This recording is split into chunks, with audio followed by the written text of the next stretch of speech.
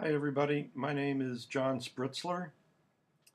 I am a retired senior research scientist at the Harvard School of Public Health in Boston, and I live in Boston now.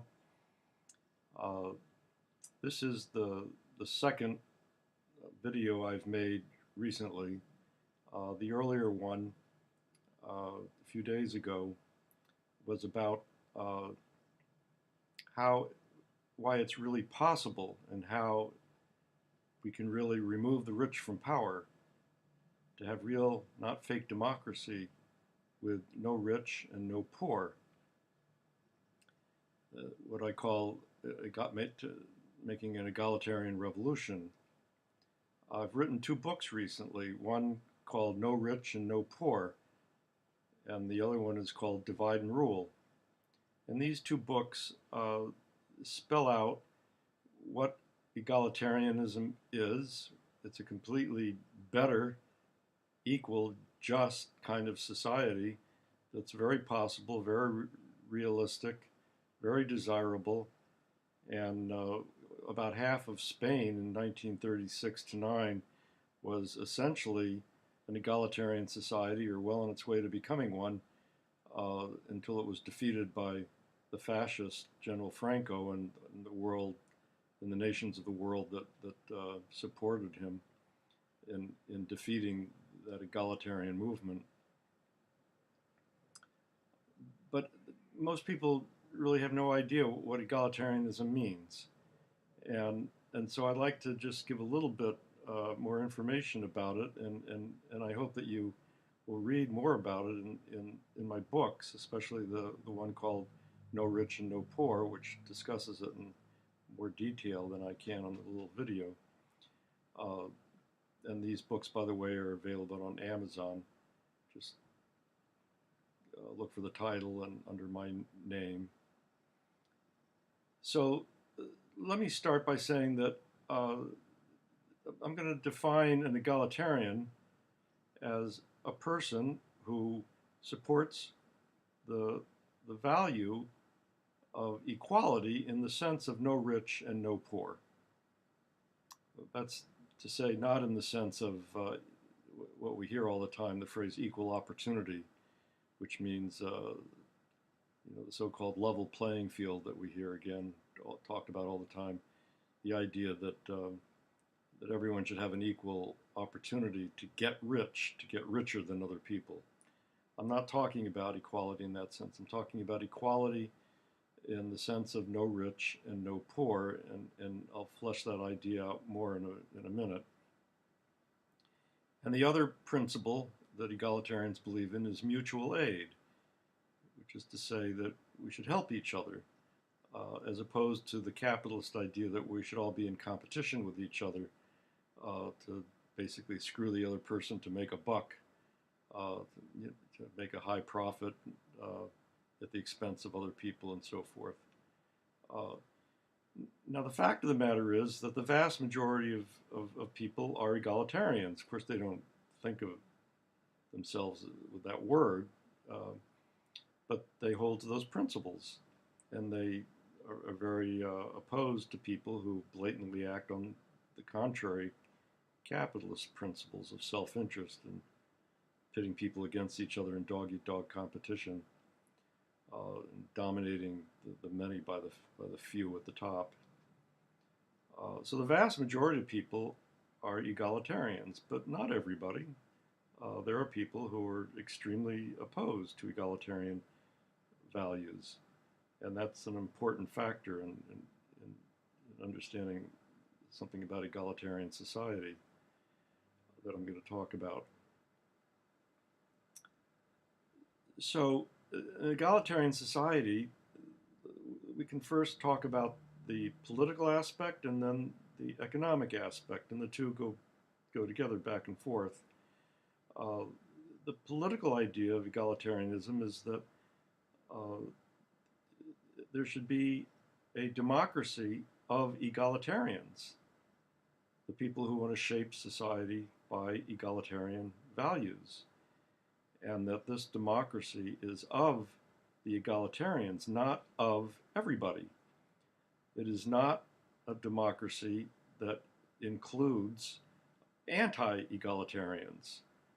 Uh, if there are people who want to advocate uh, extreme class inequality, which is what we have today, or slavery and stuff like that, uh, these people are excluded from the egalitarian democracy. They are the people against whom we hopefully will make an egalitarian revolution one of these days. And the purpose of an egalitarian revolution is to remove from power the people, the Goldman Sachs and the Bill Gates and so forth, who are the enemies of egalitarianism.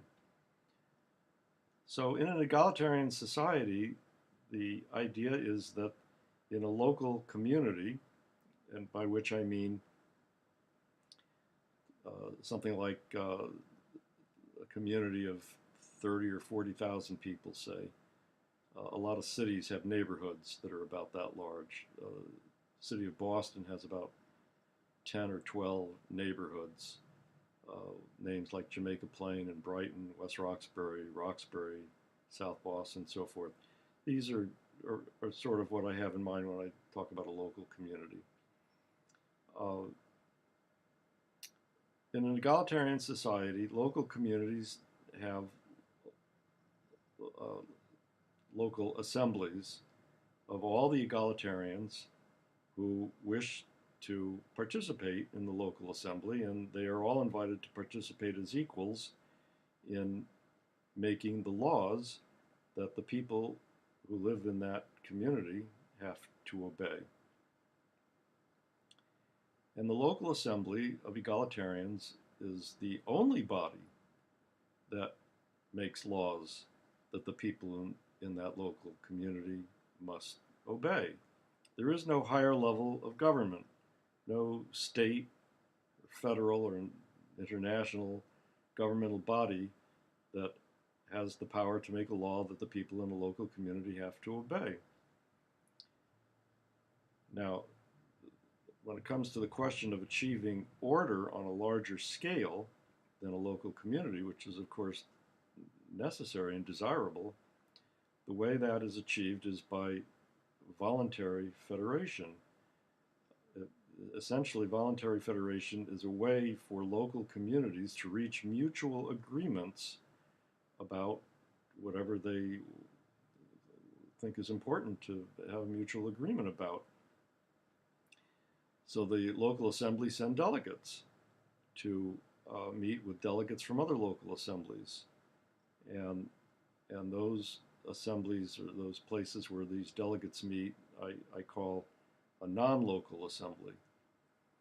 And the role of a non-local assembly is to craft a proposal or proposals for the local assemblies to adopt and implement or not as they wish. So a proposal will not get implemented unless the required number of local assemblies that it takes to implement it agree on their own to do so. So typically there would be back and forth communication and negotiating and compromising between the local assemblies and the non-local assembly of delegates to arrive at a proposal which is mutually agreeable to enough local assemblies that it can actually be implemented, because any proposal, no matter what, to implement it requires people at a local level somewhere to implement it. And the people at that local level, in those local communities, are not going to implement a proposal unless their local assembly has agreed to do so. The non-local assemblies, in turn, can send delegates to what I'll call higher level local assemblies, and those higher level local assemblies, which might have, in a sense, represent a larger region, what we might call a state, can in turn send delegates to meet with similar non-local assemblies from regions even further away, and ultimately you could even have a non-local assembly that was essentially representing the entire planet to craft proposals for the local assemblies below it, so to speak, to accept or not accept as they wish, and to try to craft a proposal based on listening to all the concerns of the various local assemblies and their delegates that is acceptable to enough local assemblies to actually be implemented. So the kinds of things that could be organized on a very, very large scale are almost anything you can think of, from economic enterprises to universities to sports events like Olympic Games, cultural events, what have you. As I point out in my book, the principle of voluntary federation to achieve large-scale order is perfectly doable, and it's the basis on which the National Football League is organized. To take an interesting example, not a revolutionary one, but that's how the teams achieve order. The International Post Office system is essentially an example of voluntary federation. The governments, the 190 whatever governments that coordinate the delivery of mail and packages in the world use essentially voluntary federation to do it. So there's nothing exotic about the idea, but it's in stark contrast to what we have been sort of trained to sort of just take for granted when we think about government. It's in stark contrast to what I call the authoritarian principle, which is the idea that you have to obey the highest level of government, no matter what, assuming that you agree that the government has legitimacy. So once a government has legitimacy, which can be derived from a number of different ways, in some cases by claiming to have won an election, in other cases by claiming to be the knowledgeable Marxist-Leninists in the Communist Party, or the people who are closest to God in a theocracy, whatever it is, the authoritarian principle says that the highest level of this government, when it writes a law, you have to obey it no matter what. And the voluntary federation principle is that no, we only obey laws made by our local assembly, at which all egalitarians are invited to participate as equals in the writing of those laws, which means that for egalitarians in a local assembly, if they want to participate in the local assembly, they will never have to obey a law that they were not an equal with other egalitarians in the writing of that law.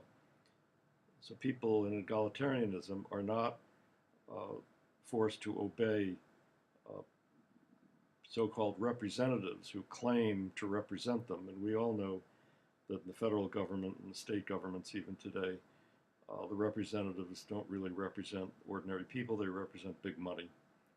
So the authoritarian principle enables a dominating force like big money in the United States to make hundreds of millions of people obey big money. All that big money has to do is get control of a relative handful of government officials, people in a legislature in some distant capital city. And once they get control by bribing them or offering them cushy jobs after their career, whatever, once they get control of this relative handful of people who claim to be the legitimate government, they can force the entire population to obey the will of big money, in this case, in the United States. And that's what's wrong with the authoritarian principle. It's a welcome mat for abusive, exploitative, oppressing elites dominate people. So, okay, I've sort of spelled out that we have a government in an egalitarian society, which is based on the local community being sovereign with its local assembly and using voluntary federation to achieve higher order and coordination on a larger scale, even as large a scale as planetary. So now I'd like to say that the economy in this framework is based on the principle of from each according to reasonable ability, to each according to need or reasonable desire, with scarce things equitably rationed according to need, in a manner determined democratically by the local assembly of egalitarians. What this means is that the local assembly of egalitarians is the ultimate authority for deciding if an individual is in good standing or not in good standing in what I'm going to call the sharing economy.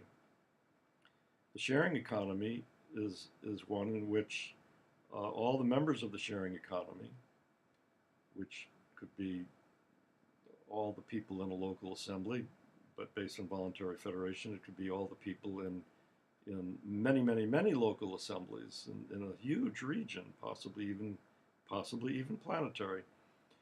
A sharing economy is one in which all the members mutually agree to share among themselves according to the principle, from each according to reasonable ability, to each according to need or reasonable desire, with scarce things rationed equitably according to need. And using the voluntary federation structure of government, mutual agreements are worked out for how people will be considered to be contributing reasonably according to need, and how people will be considered to be taking from the economy according to need or reasonable desire.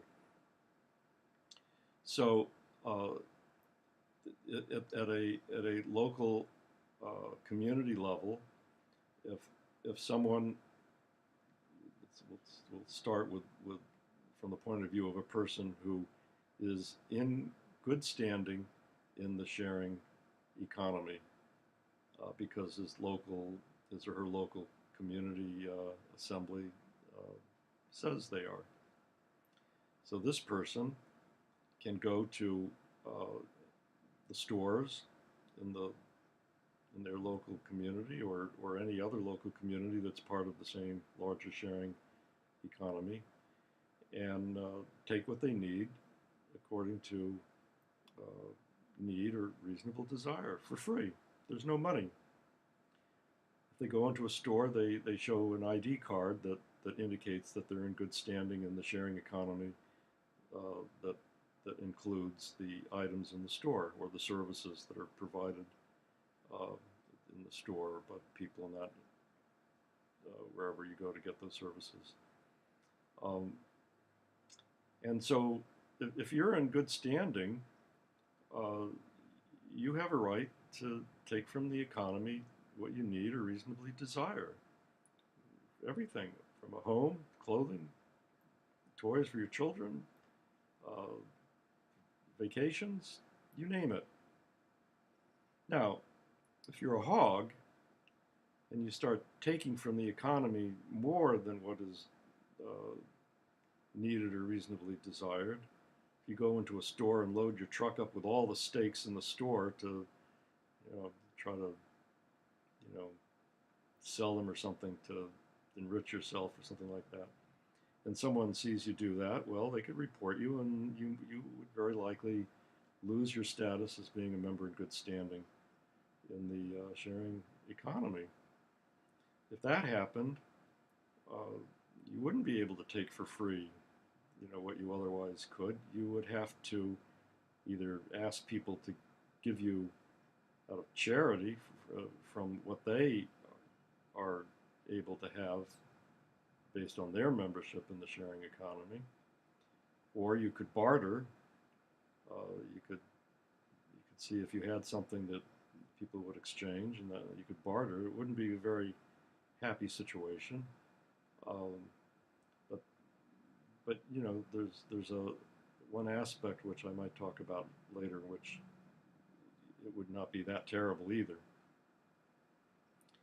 Uh, so that's what it's like from the point of view of taking according to according to need or reasonable ability. In terms of contributing, well, first of all, let me just say that the Assembly of Egalitarians is made up of ordinary, decent people who would, in all likelihood, consider that children or older people who are past retirement age or people who are physically or mentally incapable of working would be their contribution to be considered reasonable would be zero. And likewise, people who are taking care of children full time or taking care of an elderly person full time would, in all likelihood, that would be considered contributing according to reasonable ability. Other people would be contributing to reasonable ability by virtue of something that they were doing in the economy in some kind of economic enterprise.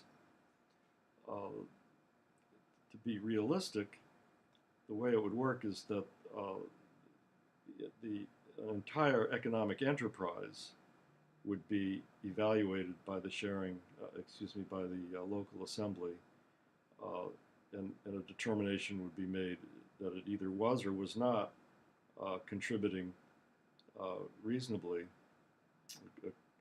according to ability. That would mean if the enterprise is providing a product or a service in a reasonable fashion, using a reasonable amount of resources and people to produce it, it would be considered an economic enterprise rather, that was in good standing. And by virtue of the economic enterprise being in good standing, it's people who worked at it would be sort of automatically in good standing in the sharing economy and able to take for free what they need or reasonably desire, unless in the case of a specific individual, like the person, the hog, taking all the steaks out of a store, they were identified as not being in good standing. The default assumption would be that all the people who work in an economic enterprise are, if the enterprise is in good standing, then so are all the people who work at it. So what that means is that if people can come up with proposals to do something that would contribute to the economy, and if the local assembly says, yes, we think this is a good proposal, and we think what you've outlined in terms of the resources you need and the number of people that you'll need to make it work and so forth is reasonable, then the enterprise gets a green light. And that means that the people who work in it, they don't get paid money because there is no money, but they get membership in good standing, and that means when they go to the store, they show their ID card, says that they're in good standing, and they take what they need or reasonably desire. Well, this opens up possibilities for solving so many of our problems. How are we going to pay for health care? Well, if local assemblies say we need more health care providers, then it gives a green light to people to be health care providers. And if they provide health care, then they are in good standing, and the way they're paid is simply by being in good standing. They take from the economy the groceries and the home and the food and the clothes and the toys for their children and so forth that they need or reasonably desire. It's as simple as that. Well, the, the way that this principle of, uh, of egalitarianism, the economy and the government, solve so many problems uh, is, is something that I will be looking at with some more examples in future videos. But I hope I've given you a sense of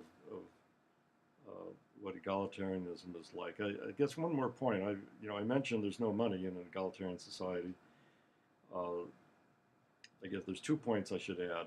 Uh, if someone, a family or a group of people, does not want to be in the sharing economy, that's okay. In fact, in an egalitarian society, they would be allowed to have whatever land or resources or means of production in general that they are capable of using themselves, not with hired workers, but by themselves, whatever land or other resources, means of production that they can use on their own, they can have to use. And whatever they produce with it is theirs.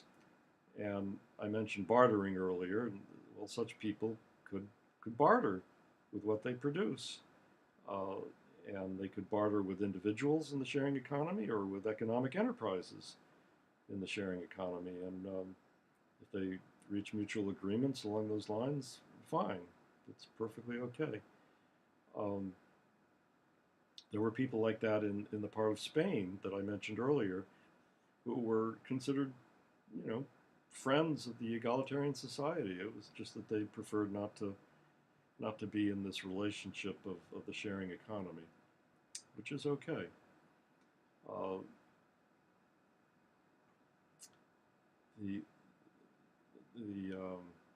Well, I'll end the video here and give some examples of how these principles apply in future videos. So I encourage you to read my book, No Rich and No Poor, and to go to the website pdrboston.org to learn more about this and to maybe share it with, I hope, share it with friends and start a huge discussion.